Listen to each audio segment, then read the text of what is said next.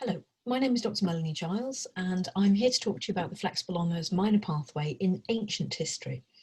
I'm the undergraduate programme director for Classics, Ancient History, Archaeology and Egyptology, and this pathway will in many ways give you the best of all worlds if you're interested in the past. Ancient history is a subject that spans the disciplines of textual information, archaeological information, and particularly the kind of historic texts, which give us such a rich insight into the ancient classical world of Greece and Rome and the different peoples that it came into contact with. If you take this minor pathway in year one, you'll be able to choose two modules, one in semester one called Constructing Archaic Greek History, and one in semester two from Republic to Empire. And each of these courses, in their own way, introduces you to the best of both the ancient Greek and the ancient Roman world, and they cover topics such as politics, the economic organisation of these states, their ideology and their beliefs, something of their religious practice and their funerary rites, but also the major thinkers of the day,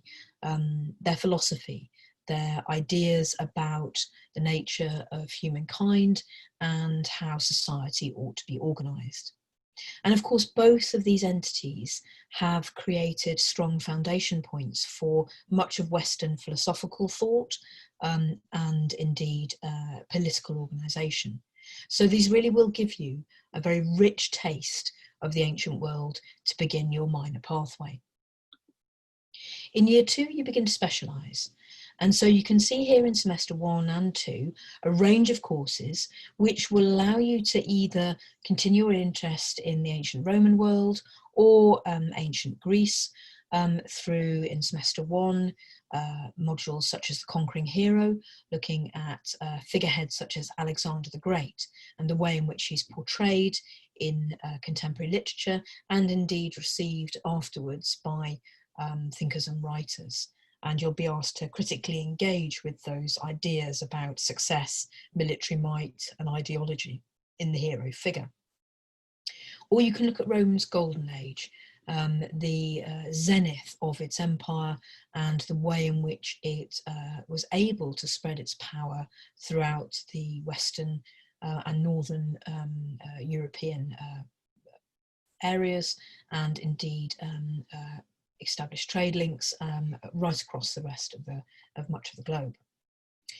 There's a course about families in the ancient world, and this takes a more thematic approach to texts and evidence to explore the different notions of family life and the ideology of bringing up children within the ancient world. Meanwhile, the course on slavery in the ancient world meets head on the way in which its power, its reach and its might was underpinned by the notion of slave labour, but also the lives of those slaves and how they might have hoped to gain their freedom within the confines of the societies they found themselves. In semester two, you can take a course called The World of Late Antiquity, which looks right at the end of Rome's era of domination and an era which some people would call the fall of Rome and its encounters with the barbarians who were eventually to take their place. But it looks at the legacy of Roman ideas, beliefs and indeed its infrastructure upon that late Roman world. Through Cicero's eyes, meanwhile, takes this iconic writer and author and explores his texts and his ideas, encouraging you to develop a critical approach to contemporary political ideology and the power of individual authors to hold those to account. Politics and society puts those politics right in the central frame of your study. So if you're interested in the dynamics in the ancient world between different forms of power and different political individuals, that's the course for you. Whilst the course on Roman women in 20 objects allows you to explore through iconic artefacts different aspects of female life and indeed the life course in ancient Rome. In your final year, you'll choose a couple of modules from this range. Some of them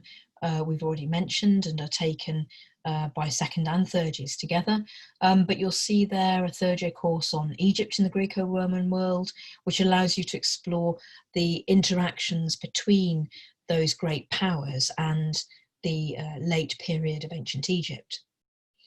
If you're interested in the way in which those periods are still valued and celebrated and indeed protected in the contemporary world, it's heritage and reception that you might be more interested in, and the way in which we portray these periods through our museum collections or disseminate it through different kinds of reenactment and experimental archaeology.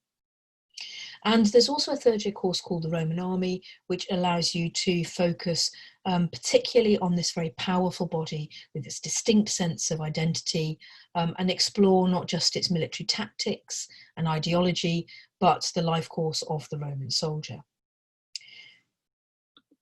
So this is a powerful kind of minor pathway that gives you the best of both worlds, ancient Greece and Rome, to complement your main topic. And I hope you'll consider taking this as your minor pathway on your Flex Honours degree.